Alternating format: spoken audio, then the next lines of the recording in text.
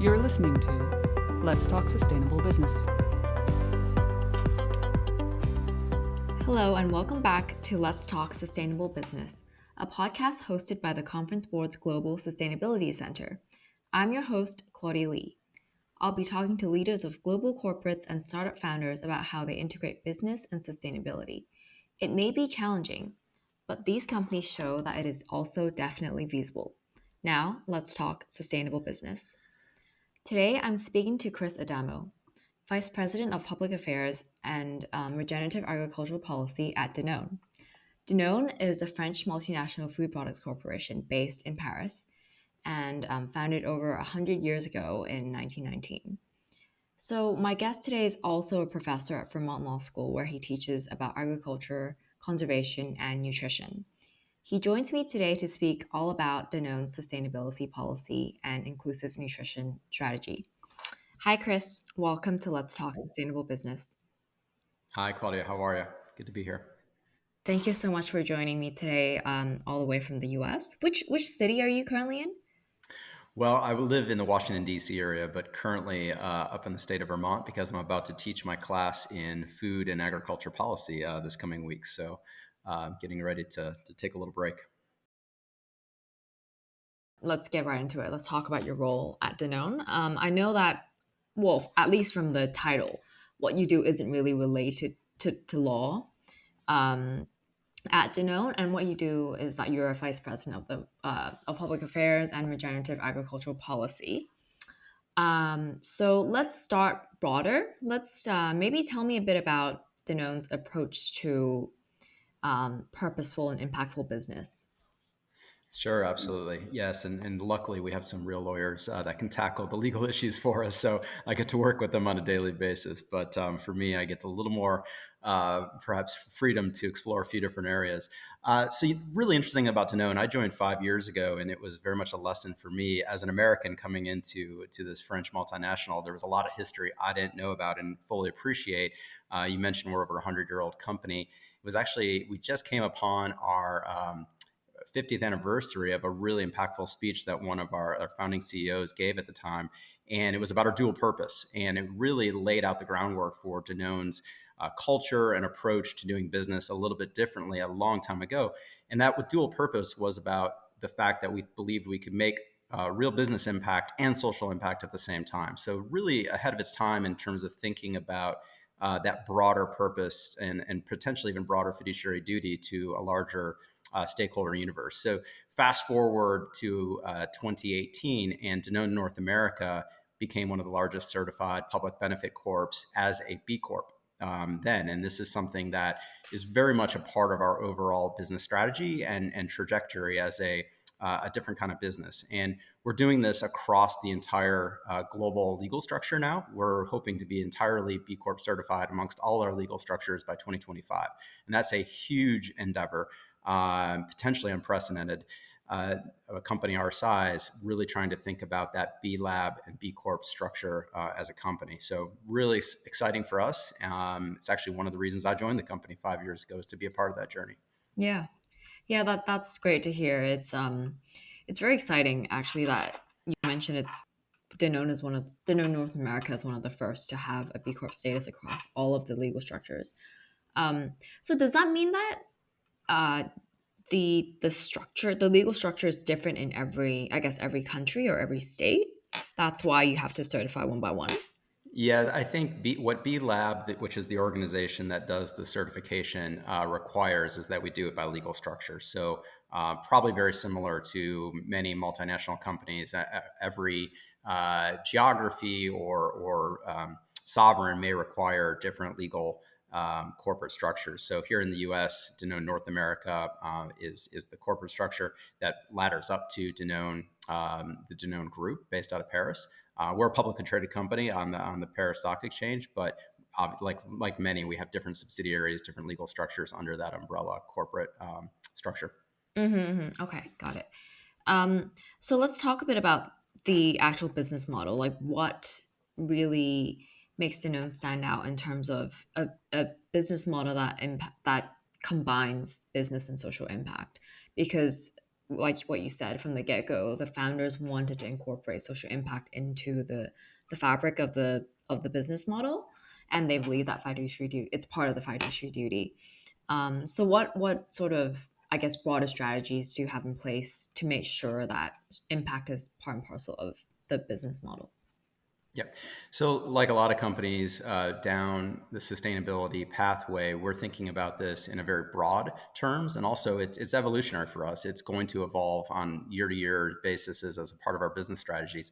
So, this past year, we actually just released our newer thinking on our sustainability strategy called the Danone Impact Journey, and it's really segmented into three areas. So, as a food company, this probably isn't going to surprise anybody. But first and foremost, the sustainability of our business operations, going all the way down to the farmer suppliers that provide us so many important commodities for our products. And then obviously the nutrition and health side of it. How do our products impact the consumers that buy our products? And then third, the communities that we operate in. How do we impact those communities in a positive way? So that's the three areas that make up our thinking. From there, we do have this global enterprise view, but then the localities are really going to put that into action. So how we operate in Europe or how we operate in the US, there'll be locally designed strategies to ladder up to that three-part Danone impact journey. Okay, so I guess let's talk a bit about your role and in your involvement in this impact within this impact journey. Because your role actually is a very interesting. The title itself is very interesting because public affairs and regenerative agriculture seems to be quite different. How do they overlap, and how does it impact? Like how does it affect the different pillars of the Sure. business model? Sure. So I think my job is really two parts, generally speaking, to it. Number one, as you mentioned, the public affairs. We think about our external stakeholders. Which stakeholders do we need to be talking to, engaging in to make our business more successful for all our various goals? So those stakeholders can be broad. It could be government, it could be nonprofit advocates, it could be trade associations. Frankly, it ranges the gamut depending on the issue and depending on the day. Public policy is certainly a big piece of that. Our team thinks about how to engage with government partners to, for example, with regenerative agriculture, farmers across the world, just take US and Europe, for example, are very in tune with public policy. Public policy drives and incentivizes a lot of food production in a number of ways. And so being a part of those conversations is important for us as a company, and it's super important for the farmers that we work with.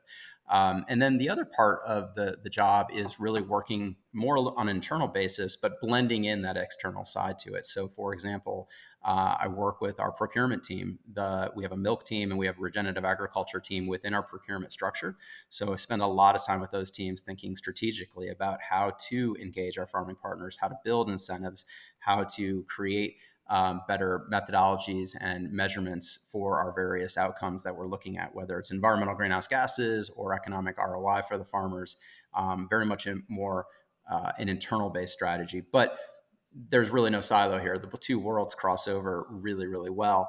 So much of what we, as you probably know, and many of the listeners know, so much of the world of sustainability right now is all of these stakeholders coming together, right? I mean, silos are probably not the best for anybody to be finding success. So we need to bring in the outside world to understand how are other people doing it better? What can we take? What can we learn from others? How can public policy take us farther and amplify and scale our work even more?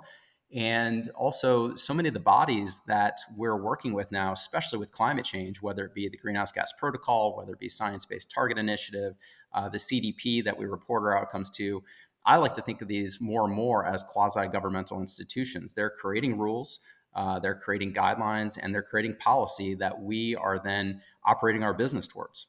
And we're going to be judged down the road, already being judged, frankly, on our success and our outcomes based on these bodies' rules and guidelines. So we have to be very engaged with them. We have to understand what it is that they're putting out in terms of rules, and then make sure that we're operating within those bounds.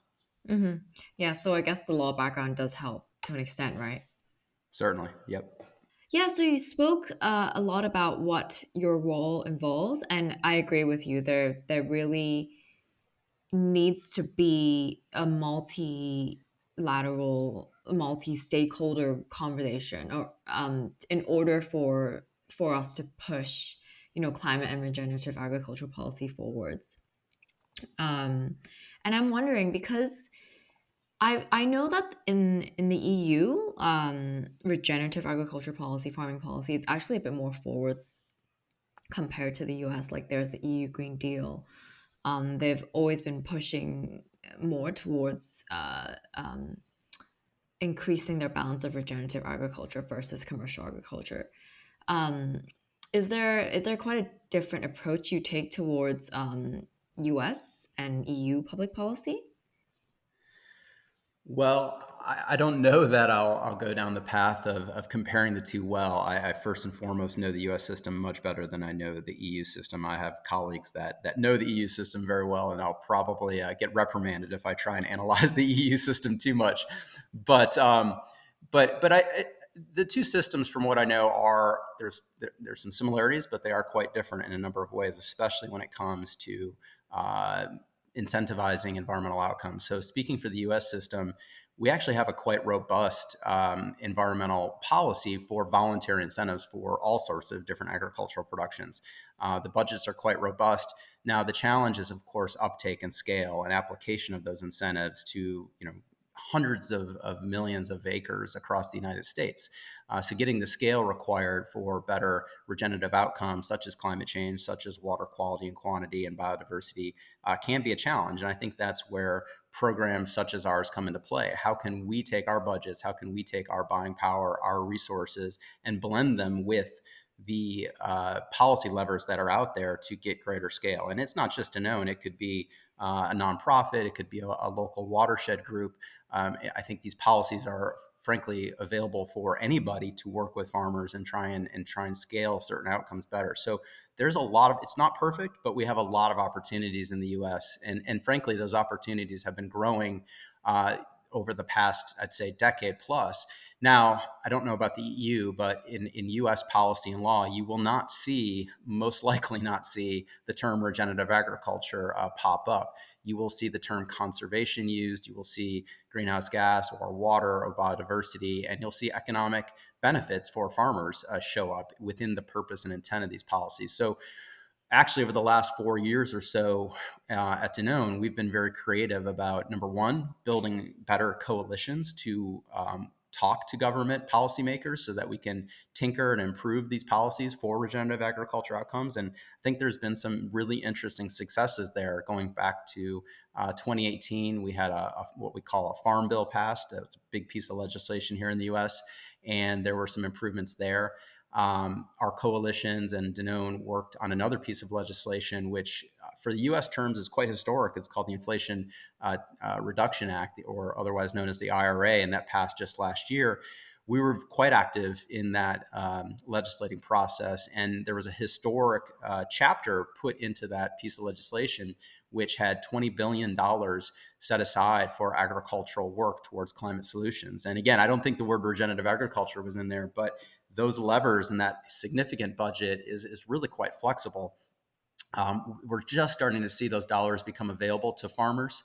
And we have a lot of hopes, like a lot of other people do, that we can reach some better scale. Sorry, I'm getting a little long-winded here. I'll just say one other thing, and happy to go into more detail. But the other thing that happened about parallel to that IRA legislative process is that our executive branch, the Biden administration, through our Department of Agriculture, put out a really unprecedented opportunity, which they called the Climate Smart Grant. And this was a grant process that incentivized various people to come together in partnerships and apply for. At the time, they offered about $1 billion in grants, which is really, again, unprecedented. They ended up releasing nearly $3 billion because the demand they saw was so great, and the quality of the applications, I believe, were really high. So they ended up increasing the amount to $3 billion. Danone is a part of one of those partnerships. We ended up putting together a really ambitious plan with a number of other key partners to look at a full value chain approach and how that value chain can work with more farmers that supply various commodities. So we're a part of frankly, in my lifetime, this will probably be one of the bigger opportunities to work at scale. It's a $70 million grant that we're a part of. with others to work on dairy, to work on soy, to work on oats, to work on organic soy. It's a multi-pronged approach that will have a huge impact across hundreds of farmers in our supply chain. So there's a number of different pieces of U.S. policy that have been available, and they're continuing to evolve, which is really exciting. Wow, that is really exciting. I've never actually heard about the climate smart grants. Is that specific to agriculture, or is it for different types of climate No, initiatives? it's very specific to agriculture. Oh, It wow. was a Okay. term used by our department, U.S. Department of Agriculture. I believe when President Biden came in to office in the beginning of 2021, that Secretary Vilsack is the member who leads the Department of Agriculture here in the U.S.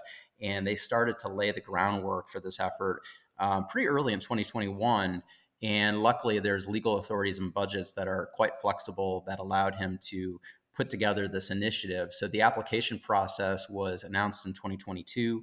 I think we, again, with our partners, put our application in roughly May of 2022, and we heard about the grant being accepted or the application being accepted in, I think it was September 2022 of last year. So almost a year ago, we went through this process. And actually, we just, with our partners, negotiated an operating agreement this past spring. So we are now getting ready to start laying out various processes to get these dollars out on the ground. Probably late this year, early next year. And the window for these grants is a 5-year window. So we'll have 5 years to get the dollars out and really start making progress. Wow, amazing. That's really exciting to hear, and it's good that it's honestly great that the Biden administration is doing so much to advance the transition to a more regenerative agricultural system. But at the same time, it's I want us to go back to what you mentioned just now, that there's actually nothing in the policy or the bills that specifies regenerative agriculture. Is there a reason for this, or is it just maybe the term Well, itself is not defined yeah, properly? I think the term there's a bit of an irony here, right? Because the term is still relatively new, especially within government policy circles, but even within the corporate landscape and NGO advocate landscape, at least here in the US. I don't know exactly when it started, but I'd say before I joined Danone 5 years ago, it was not a term that I used, or it was a term I was familiar with.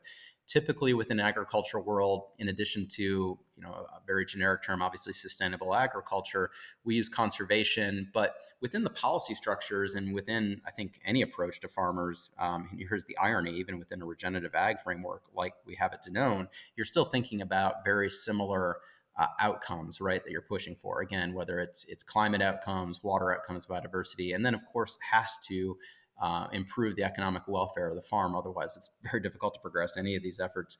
So I think the tenets of regenerative agriculture are clear within the policies. Sure, some policies could probably be a little more comprehensive or a little more holistic at times, but generally speaking, I think the approaches allow for regenerative agriculture outcomes. Okay. Actually, Chris, would you mind if I asked you to define what that means for our listeners? Because I realize that, I mean, you and I are quite well versed in what it is, but I think maybe our listeners might be interested Yeah, no, in a absolutely. general definition of what that means to Absolutely. And you. and I will admit that you may see some variances here and there, but I think more often you're going to see common threads in how people define regenerative agriculture. For Danone, it's really three macro pillars that are absolutely key to, again, a very holistic framework for approaching and working with farms. And I say farms because it could be broad agricultural systems. For us, dairy is a significant type of system that we work with, but dairies vary across the board, even within the US and certainly throughout Europe and North Africa where we do work, dairies vary. They do not look the same. So having this broad framework allows flexibility for a case by case situation or for localities to do whatever is needed at that time and place. So we think of first and foremost soil health, the practices that regenerate and bring back better soil health, better microbes, better productivity to the soil, especially degraded soils. And that could be certain practices which are typical there. Could be cover crops, trying to having a living root, a living plant on the soil, on the field for as much of the year as possible, if not all year. Thinking about improved tillage, trying to disturb the soil less. And then a third component, and there are broader pieces too, but the third main component is nutrient management, how to apply better nutrient practices, whether it be less synthetic fertilizer, more animal fertilizer, applying it in better rates so that it doesn't wash off into the waterways.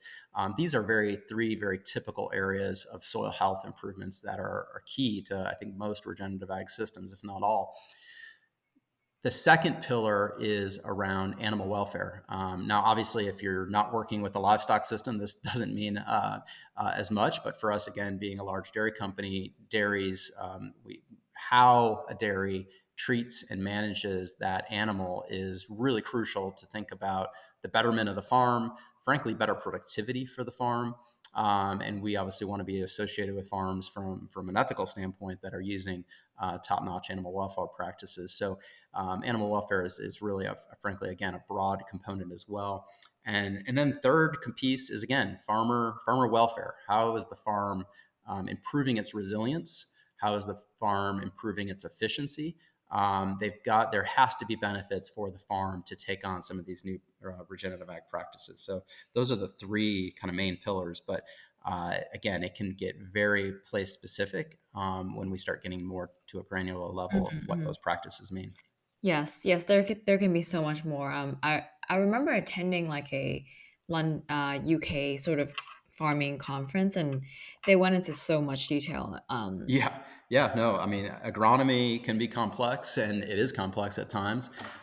There's also some simplicity to it. If you talk to many farmers about, say, cover crops or improved tillage or improved nutrient management, just the basic soil health realm of practices, these aren't new practices in most cases. Sometimes there's new technologies that come into play about how they can be conducted, but the concepts themselves are relatively older and sometimes very old agronomic practices. So it's just bringing it into a modern context is often what Yes. we're doing. Yes, actually, that leads into my next question, which is sort of how you see the intersection between regenerative agriculture and technology. Because some people find that regenerative agriculture is very, it's going back to nature, going back to reducing impact on the soil, and everything. But also, there are a lot of newer technologies out there that really can accelerate that productivity. So where does Danone stand in terms of this sort of intersection? Yeah, great question and super interesting. I think there's a number of layers to this, so let me try and break it down. I mean, first and foremost, again, to your point, regenerative agriculture and I think any good farm system is really leveraging that natural system, right? We're getting productivity out of the more high functioning that natural system is, the better.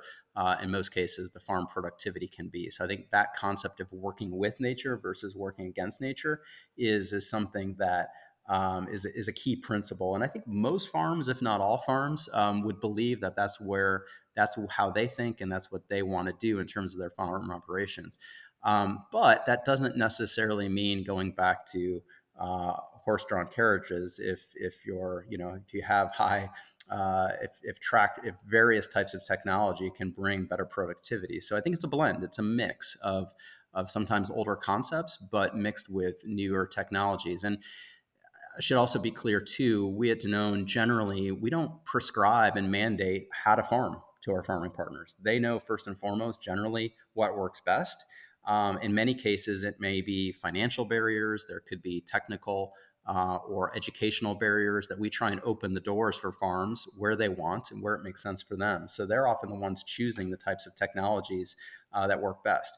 We do try and leverage good ideas or things that have been piloted across our farms and try and take those successes to other farms in our network. And that happens all the time and what that is really an example of is farmers being their own best ambassadors, right? They're the ones doing the trial and error. They're the ones incorporating a new piece of equipment or a new piece of technology. And then that success, which we can help measure and help extrapolate from that farm and then take it to others to learn from. So I can get into a number of examples, but farming in many places is becoming much more advanced. And I think nature often can be the beneficiary in addition to the farmer with that technology. So we're very open to a lot of different ideas. So as long as it works on the farm. Okay, got it. That's really clear. Thank you. I mean, let's move on to one slightly more personal question. I'm just wondering, in terms of climate, there's so much to it. Like there's renewable energy, there's green tech, and many aspects. Do you have a specific, I guess, like interest in agriculture that sort of drew you to working on food systems and working with farmers? Great question. So I'm an environmental attorney by training. So I've always been Ah, okay, okay, okay. interested in, the how do we make these systems work better? How do we improve our livelihood, our own backyards? Whether it kind of came into it more from a water and wildlife standpoint, but even when I left law school back in the early 2000s, climate change was first and foremost on my mind. I worked in federal government for 12 years and worked on a variety of issues. I mean, literally everything from water quality to wildlife. But climate was always in the background, was always a piece of it, was a part of the unfortunately failed legislative efforts we had back in 2009, 2010. But then moved on to work for President Obama for a couple of years in his environmental council in what we call our White House. And climate change was front and center to that. It was a huge, comprehensive agenda back then, using what legal authorities and budgets we had to enact a broad set of different strategies. And that was right up to the Paris Agreement in 2015. And then, we worked on a number of different adaptation and land resiliency plans across our public lands, and especially in 2016. So I've been very fortunate to be involved in a number of these different environmental policy pushes and on the ground conservation. I think for me, agriculture has always been interesting. Number one, I grew up in the flower business. My parents and my grandfather, my uncles in Detroit, Michigan, where I'm from, in the States, we had greenhouses growing up. We grew flowers, we sold flowers, wholesale, retail. My family still does that. So I think in a different, while we weren't growing food, agriculture was definitely a part of that business, that family business, and I've always loved it, always enjoyed it. I was very lucky by one of my bosses back in Congress back in 2008. Her name's Senator Stabenow, and she's one of the leading agriculture members of Congress. And I think she'll go down as truly a historic figure in agricultural policy. Senator Debbie Stabenow. She's still in Congress. She's still the chair of the Senate Agriculture Committee. She gave me a job in 2007 and said, "Hey, will you work on agriculture policy?" And I said yes. So got thrown into the mix back then, and ended up leading her efforts as her staff director in 2011. So I was helping put together agriculture policy, for better for worse, for about 4.5, 5 years back then. So it's just been a central part of my life in a lot of different ways, and I've really enjoyed it. That's so exciting to hear. And I think, especially with roles like this, it's so important to have people passionate about not just agricultural policy, but about the environment and wildlife in general to really, because sometimes it can be frustrating, the policy barriers, the financial barriers, and you really need to have that passion in order to push forward. But I can tell from just speaking to you that you do have a lot of passion towards what you do. Yeah, I think we all can go down the LinkedIn doom and gloom scrolls, right, and see all the challenges that face us, especially with climate change. And I'm certainly no different than anybody else like that. But it's not just passionate, but I think optimism, right? I mean, when I look at agriculture, there's so many amazing solutions, and our farms are able to do so many of these things. And working at a company like Danone that actually puts significant strategy and resources to partnering with those farms is truly exciting. And it's really about optimism and understanding that there's not just, the challenge with agriculture, and this is true in a lot of climate change arenas, is that there's not a panacea, right? If there was a panacea or silver bullet, as we like to say, we probably would have found it a long time ago, but there isn't. And that's the difficult puzzle that we have, but it's a lot of fun and invigorating for me. Yes. Okay, let's move on to the last question before we have a break. I'm just wondering, since you have so much experience in agricultural policy, and also working for the private sector as well, is what do you see are the main challenges then, I guess, in the U.S. Towards moving to primarily a regenerative agricultural system? Is it more financial policy or anything else that you've noticed?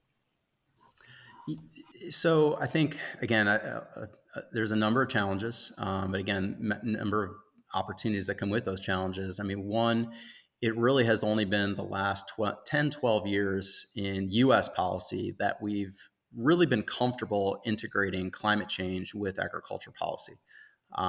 There's still some tension sometimes there, but really, and I think we're now getting comfortable understanding that there's a menu of options available for most farms and ranchers.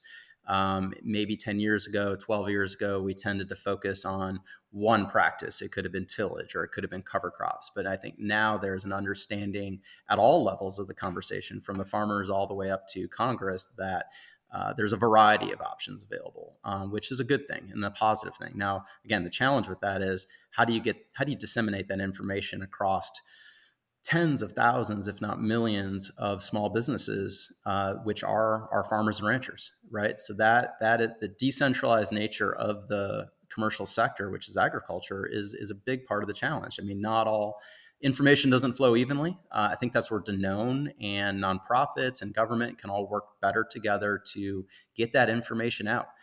We often call it technical assistance, or we call it, people will use different words, but at the end of the day, it's again getting those case studies out, getting the successes out so that we can replicate them at scale. The second piece is certainly financial, right? I mean, almost everything we talk about has, at a bare minimum, there is a significant upfront cost to the farm. In some cases, there may not be an ROI.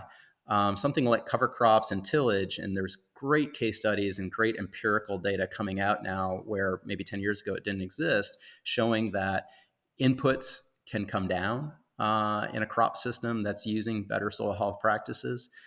Yields won't necessarily drop long term, but those sorts of benefits could take at a minimum 2 to 3 years to realize. In some cases, they might be 5 years plus. So there needs to be financial help, or almost, if you think of it as a bridge, for these farms to walk down in order to start realizing some of those economic benefits. And typically, government policy probably hasn't done a great job of that. We think of one-offs. We have one-year contracts of financial incentives, but can we build multi-year incentive contracts?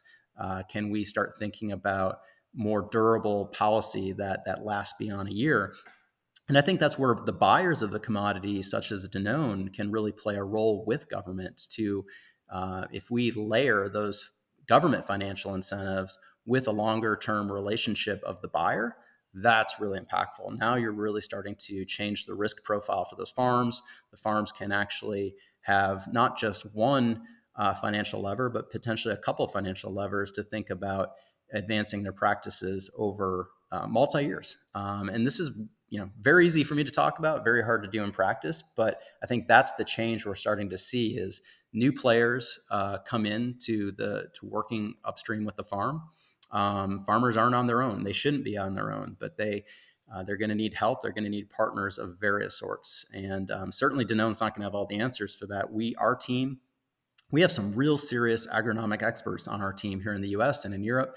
But we're still working with hundreds of farms across our supply chain. So we need to think about really creative ways to bring more expertise and help to those farms.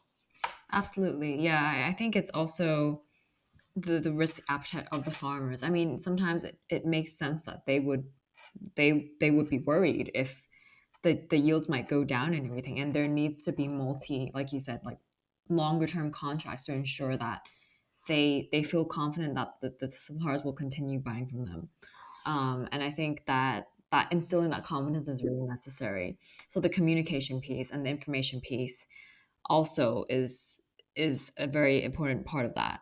But like you said, although there are challenges, I know Danone has many interesting case studies and like successful impact studies that will give us reasons for optimism, and we will move on to that in the next part.